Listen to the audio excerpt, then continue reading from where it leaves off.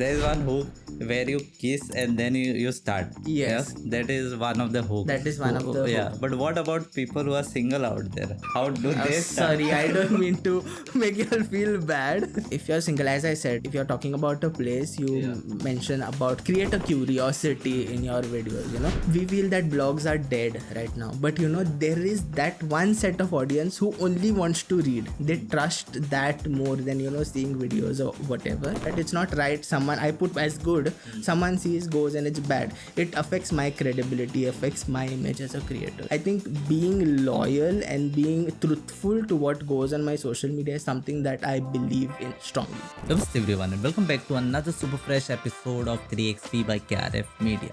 I am Kunal Raj, CEO founder of KRF Media, and on this episode we have Kevin, aka Wonder with Kevin.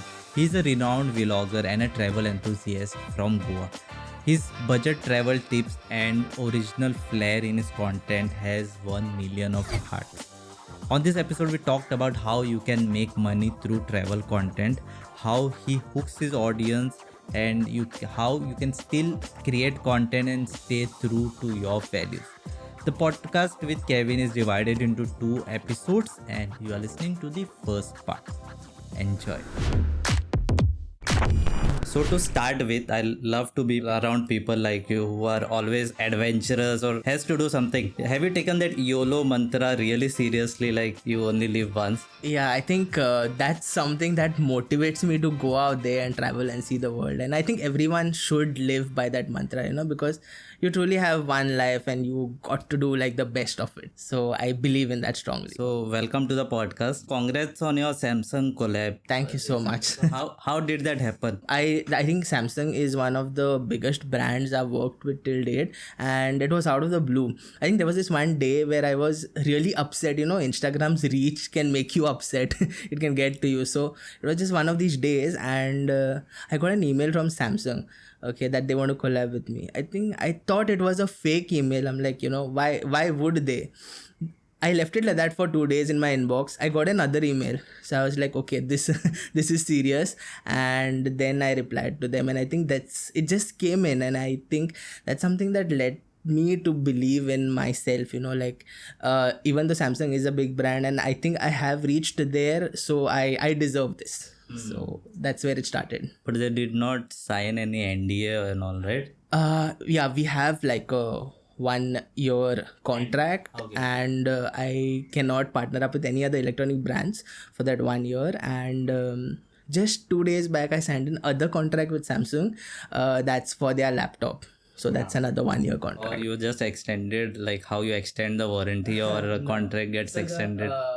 Contract with the phone, with the S23 is it's going to end I think in a few months. But the laptop one is like a fresh one. It's a new one altogether. Okay, laptop one coming soon. I think the video is not out, right? No, I have not unboxed the laptop yet. So but then you get to keep that with you, or yes, I get to keep that. So they have different kind of contracts. One is a returnable basis, one is a non-returnable basis. So they give you an option, or they... No, they didn't give me an option. They said you can keep both the gadgets. I was more than happy to go ahead. Guys looking for such collabs, 3XP is looking for such collab. We need like performance laptops, right, Anurag? From NDA, I remember we did a recent shoot for KRF Media. If you guys don't know, plugging in. So KRF Media, there was an event company which approached us, and then we did a really beautiful video. Like, not me saying that, the client said like a beautiful video, but then they were like, we cannot share it because we have signed an NDA. So we're like, what's the use of doing that? I cannot share that. I spent especially 1 day to do the intro of the video and then got stuck. So how often do you come across NDAs like this? Only from big companies or even from small collabs and all? What you do? There are small collabs. Like for that matter, there are restaurants also, which want like a NDA exclusively for them. So it's again my call. Like if this brand is giving me value, I wouldn't mind, but if it's not giving me that much value, then probably I would think about it. So it's up to me whether I take it or no, but I always make sure I take the wisest decision in terms of this. There's a term often said that clients with lower budget create more, they demand more. Yeah, I think it's in terms of any field that you go, that I feel working with the big brands is much easier because they have their terms and conditions, everything professionally said. When it comes to a smaller brand, it's a little difficult. There's too much of flexibility, which kind of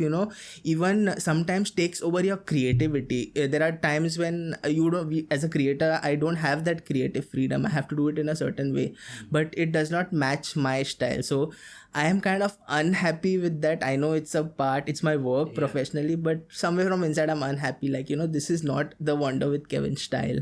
So there are times where there are little ups and downs with this, but I think we've learned a way out to work with these kind of brands. I have noticed that sometimes they are not sure what they need. Exactly. So I think brands need to understand this thing, that as a creator they should give us that kind of creative liberty or creative freedom, because we have an idea, we've been in this for like a while now, and that kind of will yield the best output, I personally feel, as a creator. What are the things what you do? Like people are not aware.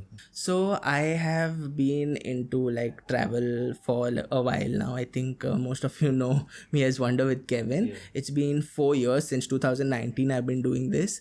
But apart from that, I have a full-time job, which not many people know. I have a I also couldn't find it in the research here. Yeah, I have mentioned about it like several times, but I think many people don't know that I have like a 9 to 5 job. It's a digital marketing post that I work with. It's flexible, so that kind of allows me to travel. So that's what I do. Apart from that, I'm a freelance photographer as well. I do pre-weddings and stuff like that. So it's like a whole creative surrounding that I have. But at the end of the day, I love doing what I'm doing. No matter, it's a lot, but I love doing. That's the reason why he looks so happy on the videos, You were saying you are camera conscious, right? But from the videos, you don't seem like. You don't. I hope I don't seem camera conscious now. Now I don't know, but I don't think you seem like. By the way, where do you live? Like. So I live in North Goa in Tivim, very close to the railway station. Sorry. I'll rephrase it. Why do you live there? Because you keep on traveling. I don't know. I think not by choice. I was born there and stuff. But to be frank, even though I live in North Goa, I like South Goa better than North, because it's much more peaceful. Yeah. Although I live in South Goa, I still love South Goa. I don't prefer North Goa. I go north only if there are shoots. Otherwise, I'm happy here. Yeah, no, I think most of the South people also say that they love South Goa, and people from North also say they love South Goa. Only tourists prefer North Goa because there is not much of details available about South Goa. True. If I search places to visit in Goa, I only get beaches and some here and there, one or two. And you'll have monuments and things like that to visit if you search. So I think what has happened is over time, Goa has kind of got that name for its beaches and monuments and churches, etc. So that is why I think that's what's happening on Google when you look up for it. So as we were discussing prior to the podcast, that when vloggers go to restaurant, chef serve them the best food, right? The best one they can. And other days, if we go, then it is not that good as you experience. So I cannot blame you for that matter, right? No. That is what I got. What I can say is that is my destiny or something like that. The same with that context when you see the room and all, right? And the other days it is not that good. What is the scenario in that? So see, there are two sides to it. One is what happens when we go as an influencer or creator. They kind of set it up in a way that we'll shoot, that's going to be presentable. And maybe on other days when there's a regular guest, they might not set it up in that way. Okay, that is one context to it, I think. And the second thing is, if the service is really bad, say I stay at a resort or whatever, and I give a good review, but the other person goes there and then they realize the staff is not good and the place is not that great, so it kind of backfires on me. So there are times which things like this have happened, and I feel when it comes to these things, it's very subjective. Another third part to it is it's very subjective.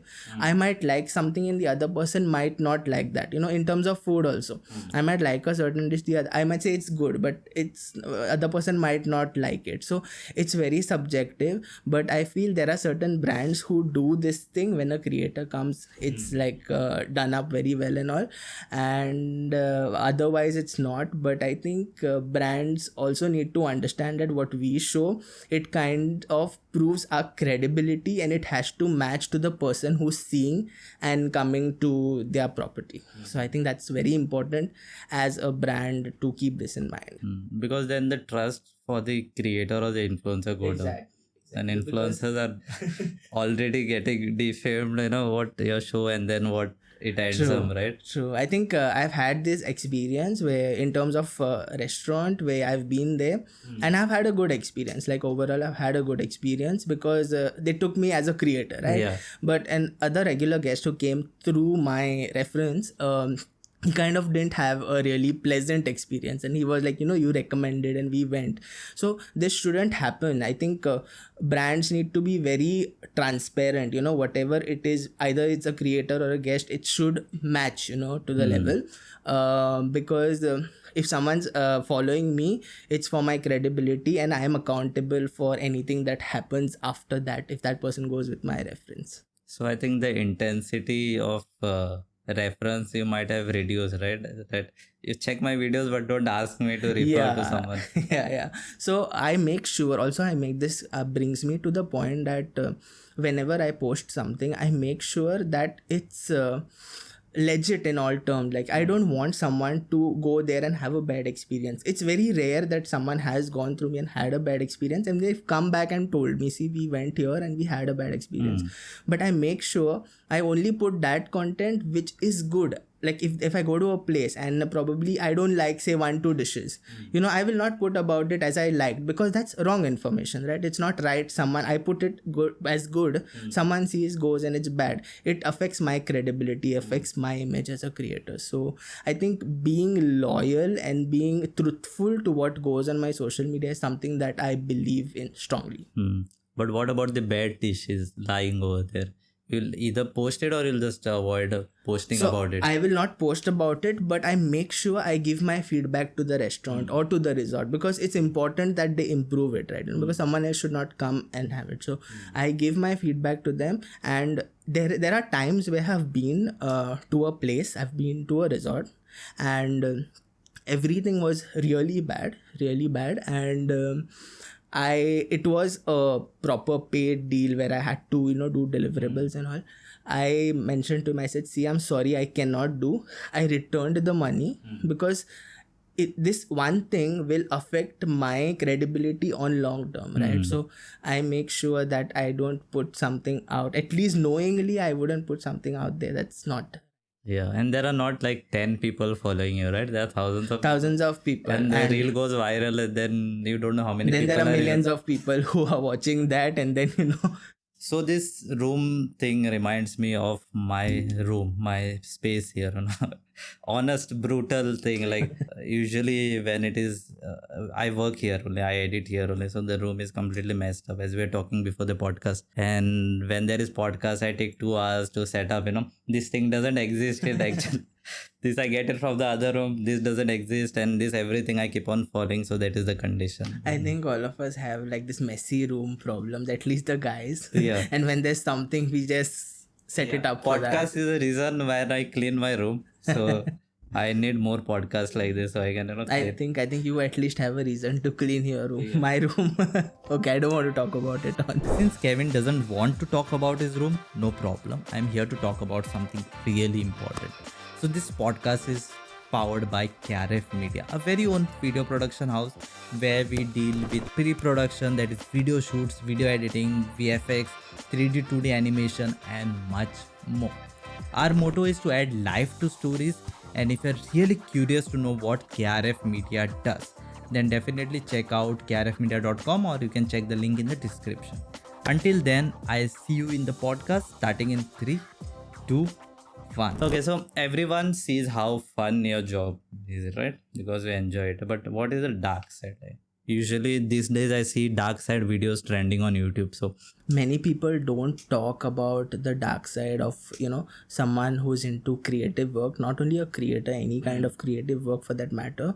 It looks all fancy and fluff on Instagram, but the effort that goes into that, first of all, like even if you have to put up a reel, you shoot, and then you shoot with different gadgets, you put it all together, edit, and then another important thing is you have to make sure what kind of content you put. It shouldn't be a controversial content, that maybe hurts someone. So as a creator with a big following, I have to think twice before I talk something on social media, right? So that pressure is there. Secondly, there's a pressure that you should have good reach, you should have good numbers. It's just that pressure, no matter how much I think we as creators, we say, numbers are not important for us. I think if we want to professionally grow, people do look at numbers. But one very important thing that I keep, because this concept of numbers and followers and reach used to get to me really bad. Like, I used to be so upset about it that I couldn't work. I couldn't do reels. There was this 1 month where I didn't post anything because I was so depressed. I was stuck on 10,000 followers, and I'm like, everyone's growing. You automatically tend to see competition, right? Yeah. Everyone's growing and you're like, I'm stuck, I don't know what to do. It's really depressing. It gets to you, like emotionally and mentally gets to you. But I think I realized what the kind of messages that I get from people. We saw your itinerary, we went to this place, we went to this restaurant, and what you're doing is something different. And I think these messages are something that lifted me up at that point of time. So the kind of work that probably I put in is reaching out maybe to say 10 people of 100, but it is totally worth, because these people value that, right? So I realized numbers are important, but it's secondary. Your work, your quality, your work ethics is something that matters. And as a human, people would know you more than your work. So as a human, how I am, that is something that really matters to me. But there is this constant pressure. There is a pressure of posting consistently, being consistent. There is competition. You have to get brands in a month to reach your revenue or whatever. So there's a constant pressure, and there are times where people have gone into depression because they take this so seriously that it gets to them, and then it's very difficult to come out of it once you're addicted to it. So I was there once, but I think I'm out, and I'm learning the process as years pass. Yeah, you told now you were depressed, then you got the Samsung deal. And yeah. I think it was around that time. So there is a lot of dark side, a lot of sleepless nights go into building a brand or building yourself as a creator. But if you love doing it, it's all the more easier otherwise. As you said, controversy, right? Yeah. People do controversy on anything. Like I had a few recent reels regarding Portuguese passport, regarding Goa, which went viral for no reason, and people are fighting in the comments. Yeah, I think what happens on social media in general, there's a lot of attraction to negativity. Automatically negativity is something that's attracted more than positivity, and that's where it starts. So one person starts, and then there are 10 people supporting, and then it just goes and on and on and on. Actually, there's no reason for that. But yeah, for example, in case you had put a reel, right? How to get Vietnam visa in 3 ways. You never know, the people will start fighting, this is not right, this is that. Exactly. So this happened to one of my reels when we went to Maldives, me and my wife. To be frank, we did it within 75,000, both of us, with flights. Okay, we were there for 3 days. So everyone is like, you went there, you didn't stay at a water villa. Some are like, this is impossible, it's impossible, you're giving fake information, you tell me flights. So we got flights for really cheap. We got like 7,000 one way from Mumbai to Maldives, and we did the whole thing within 75-80. But then there were so many bad comments, and I think if I was there like 1 or 2 years down the lane, this would get to me. But right now I realize this is clutter. I'm doing what I love doing, and there are 10 out of the 100 people there who love my work. I don't care about the rest 90 people, because these are the people who are giving me value, and they are giving me value because I am giving value to them. And that's something that keeps me going, where the dark side doesn't really reach to me. I see this vlog trend a bit going down, like personally I don't watch much of vlogs, and there are some top YouTube channels which say the trend is going down. What is your view on that? Is it really going down?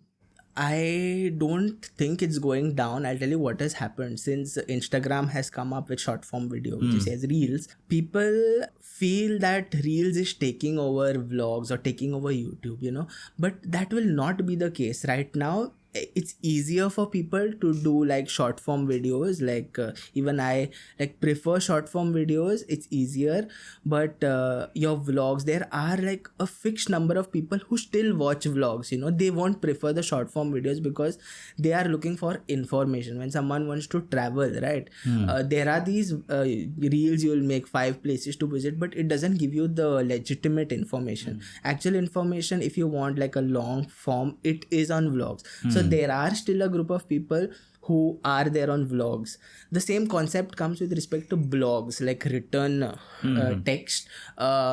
We feel that blogs are dead right now, but there is that one set of audience who only wants to read. They trust that more than seeing videos or whatever. And in the end, Instagram, I personally feel that it's again this one platform which might just disappear tomorrow, like how TikTok just went and so many people went into depression, or it affected so many people. So there is a chance that could happen to Instagram, but somewhere with respect to YouTube, that might not happen. Like I feel YouTube has like a long way to go. It's going to be there for I don't know how long, but it's comparatively, I feel YouTube is much more reliable, and there are audiences who watch vlogs. And once you reach a good audience, YouTube rewards is much better than. True. I think if anyone wants like to look at it from a very monetary perspective, YouTube is one of the best way to monetize your content. Even it improves your skill set way more than Instagram. What do you feel? Yes. True. Any day. Yeah, from vlogs I remember like I bought this Osmo Action camera and I was like, now I'll do vlogs. I had a decent phone camera, but I wanted an action camera so that I'll do vlogs. And I shot 2-3 vlogs when I was in Delhi for a shoot, and the footages are lying there because I can't see my face again and again to edit. it becomes tiresome to edit a vlog, right? I felt awkward when I was trying to shoot the vlog. Okay. So, since you are shooting vlogs and all, how do you get over that awkwardness when you're shooting it? So I think it comes with practice. Initially, I'm a very conscious person, to be frank. Even when I was in college, right? Even if my professor would ask me to stand and answer a question, I used to literally shiver, my legs used to shiver. I knew the answer, but I couldn't answer. I'm that conscious with respect to crowds or camera for that matter. And even when I started vlogging, my first vlog, I think before Instagram, I think I did a YouTube vlog on Kurdi. And that's when I started. And when I used to see people pass by, I used to be like, no. Aso, naka lok poita, lok kide mantale, opiso, kide kota. So it kind of, you're very conscious and it somewhere stops you. Then in the end, I realized that what I do, there are some people who love it, and I love doing this. Like, it doesn't matter. Those people don't know me, or even if they do, it's fine. I'm doing a great job. So I think over practice, you get a hang of it and you overcome that fear. So now I don't really care. You ask me to basically, you should become shameless, like shameless. True. I think, and that's where those people grow. True. Trust me. You, if you worry a lot about what people will think, you'll be stuck. Very well put by Wonder with Kevin. Why Wonder with Kevin? So I'll tell you how it started. Obviously it's because I keep wondering. I started off with having a lot of inspiration from one of these creators called Wonder with Sky. I think who are like more into travel and all know Wonder with Sky as a Instagram creator. I think I had like a lot of passion that I used to see in his videos, and I felt I had the same kind of craze for travel. So from Wonder with Sky, that's where I got Wonder with Kevin. And I think that is my identity right now, because even my friends, they call me Wonder more than Kevin. So they're like, Wonder, no one uses Kevin a lot. So I think it's there. So you and Jested, like one of the best couple. When you see the feed, everybody needs a partner like you, really supportive, caring. This is not what Kevin Jested. If you're watching, this is not what Kevin has told me. This is me complimenting. So when you do content together, you have been doing content together, right? How does that creative conflict go along well, or you give up like? Jested, you are correct. You should go like that. No, so there are times, I think I have this perfectionist in me, where if I feel a reel is not perfect, I'll be like, no, let's shoot this again, let's do this again. We do have that conflicts. Like, she has a certain idea in her mind, like, where she's seen, and we shoot like this, and then I'm like, no, this is not my style. So there are these conflicts, but they're very less compared to the support that I have for the time that she's been there. It's been an incredible support, I would say, because she didn't know videos at all. Then over the time, she's taken that interest to learn, to understand how to shoot. No matter how many retakes, may it be 5, 6, 7 retakes, she actually does it. And she's got that whole template in mind. This is how Wonder with Kevin's reel should be. And more than the conflicts, actually, there's a lot of support that happens between us, and that's been a big help for me, because as she shoots, it's easier for me to shoot with her, because I'm used to her and she's used to that, right? So there's no much instruction exchange or time wasted in instruction. She knows this is how my videos start, this is how my videos end. Whereas if it's someone else, I need to brief them a lot and all. So it's the conflict is lesser, to summarize, and the support is like a lot. But how do you now, when you create the videos now, how do you plan to hook the audience? Like, how do you create a hook? I think whenever I promote a place or anything, I think it's important to mention about the USP of that place. Like, why this place? If I'm going to Ladakh, why Ladakh? If I'm going to this restaurant, what's the best thing you get at this restaurant? They're known for their cocktails, they're known for their food. So I think you start off with that, because all of us who are scrolling, if we see something informative, we'll always stop. If someone talks about a best place, or where to find the best sunset in Goa, I think we will stop scrolling and we'll see. So it's very important to mention the USP, and to mention the right USP. You cannot call everything best. I think there's this one misconception that happens. People call best for everything, when it might not be the best, right? So there is a big difference when you're saying the best and one of the best. When you say one of the best, there are multiple things. So as I said, as a creator, it is very important for me to think twice or thrice what I mention on my videos. So basically, you give the context first, and then you start from the start, right? Yes, because you need to create curiosity. I think we all are triggered by curiosity, and once you create that curiosity at the start, in the first 3 seconds, you create curiosity. That's when you're going to hook someone, and that's when they will watch it through. I've studied your videos, a few reels. There is one hook where you kiss and then you start. Yes. Yeah? That is one of the hooks. That is one of the yeah. But what about people who are single out there? How do they start? Sorry, I don't mean to make you all feel bad. But I think if you're single, as I said, if you're talking about a place, you mention about create a curiosity in your videos, you got it. There could be any element that you could have your own, like when we make couple videos, as you said, kiss is our thing, right? So everyone could have their, people will go back and they'll come, then you'll get twice the view. Then that Instagram will promote it like. So we are here at the rapid round. Okay, simple questions. Craziest travel mishap you have experienced? I booked a hotel on one of the booking apps, and once I reached my destination, the hotel was under construction. It was not even ready. I think that's one of the biggest scams that happened to me. Funniest or most embarrassing moment during a photo shoot? This happened many times. While I shoot reel, I slipped and fell twice, thrice. I think that was embarrassing because people were there. You got this, right? Yes, I put bloopers, the BT. right? I put the bloopers as well on that. Strangest local food you have tried during your travels? scorpions and cockroaches. You've tried When I cockroach? was in Thailand, I did. It was weird, but it's an experience. Most breathtaking natural landscape you have ever encountered? Ladakh, my recent trip. Beautiful. I recommend. Yes.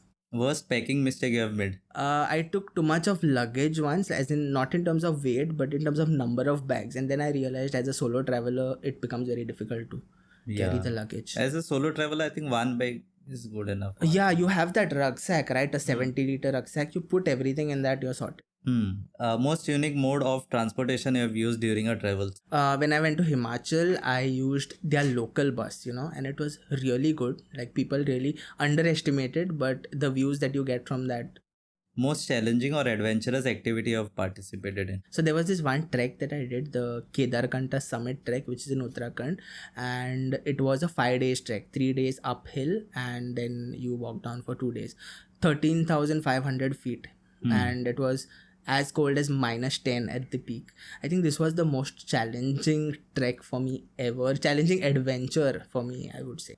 Funniest or most unusual accommodation you have stayed in? I think it was the same trek, the tent that we stayed in, and the worst part was there were no washrooms there. You have a tent washroom, you have like a hole dug there, you go and that's it. Like, I think natural, be in nature and yeah, I think, but I prefer being in nature at a limit.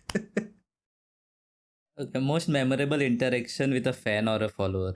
There was this one time where we were at Hilton, and we all friends were sitting on the table, and then someone comes and you're Wonder with Kevin. Before that, no one ever recognized me, and that was the first time. So that fan first fan moment is something that I will cherish forever. Funniest or most bizarre language miscommunication experience? Language miscommunication, I don't know, but the biggest language barrier I faced was in Vietnam. No one understands English over there. You roam with your Google Translate app and you tell them like, this is it. I have been binge watching Shark Tank episodes of few these days, right? And they talk about unit economics, how you make money. So how you make money? What are the different sources as we're talking, right? I personally look at making income through different sources. I don't believe in one source of income because you always need a backup for anything in life. As I mentioned, not many know that I work full time as a digital marketing manager, which gives me like a good salary that allows me to travel. And through travel, through my Instagram, there are brand collaborations that I do, which I get paid for, obviously. And I also spend a lot of time into photography, like pre-wedding shoots or small shoots and things like that. That's something that I mostly do. So there are always multiple sources of income. I believe everyone should have, it's like a backup. So that's pretty much with the first part of the episode, and I hope you enjoyed listening. If you feel that this might be helpful for someone, then definitely share it to them. 3XP is all about stories where creativity meets strategy. This is me, Kunal Raj, signing off, and you were listening to 3XP podcast by KRF Media. I'll see you in the next one.